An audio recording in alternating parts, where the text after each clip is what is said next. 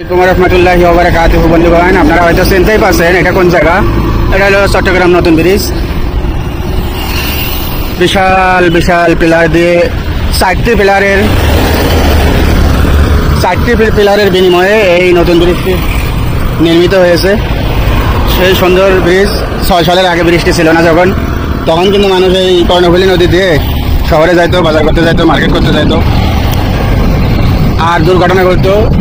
কর্ণফুলী নদীর ঢেউয়ে, বঙ্গোপসাগরের ঢেউয়ে সাম্পান ডুবে যেত, 8-10 যাত্রী সব নিখোঁজ হইত।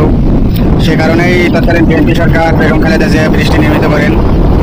তারপরেও মানুষ তাড়াতাড়ি যাওয়ার লোভে কিন্তু সাম্পান ব্যবহার করে। এই দেখুন, ব্রিজ হওয়ার পরেও এখনও মানুষ সাম্পানে করে, এই দেখুন সাম্পানে করে শহরে যায়।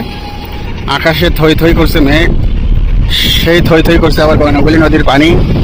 কোন সময় দুর্ঘটনা ঘটে, ছোটো ছোটো সাম্পান এগুলো বেশি জোয়ারে ধাক্কা আসলে ডুবে যায়। তারপরেও মানুষ তাড়াতাড়ি যাওয়ার লোভে কিন্তু বাস ব্যবহার করে না, এই নদী দিয়ে শহরে যাওয়ার চেষ্টা করে। এই দেখুন আসতেছে তারা, আর হাজার হাজার সাম্পান কর্ণফুলী নদীতে অপেক্ষা মনে আছে, কখন ভাড়া হবে, দেশে ও বিদেশে ভাড়া নিয়ে তারা চলে যাবে। এই হলো অবস্থা। আর এই কর্ণফুলী নদী এবং নতুন ব্রিজের আশেপাশে কিন্তু এখনো মেয়ে ছেলেরা বসে বসে প্রীতির গল্প করে আর দুর্ঘটনা ঘটে।